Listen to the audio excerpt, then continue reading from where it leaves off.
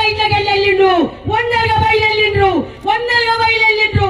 లక్షలు 4,00,00,000 మందికి ఇవాళ కేసీఆర్ తెలంగాణ ఉద్యమం చేసి కొట్లాడి సాగు నోట్ల తలబెట్టి తెచ్చిండు కేసీఆర్. ఇవాళ ఘనత ఎవరికి? ఏ మగవాడు ఏ తాగిరి చూడలేదు. మేమిచ్చినాం అంటుండు. ఏమిచ్చినావు నువ్వు? ఏమి తీసుకుండు మా కేసీఆర్? మీకు దమ్ము లేని పని మా కేసీఆర్ చేసిండు.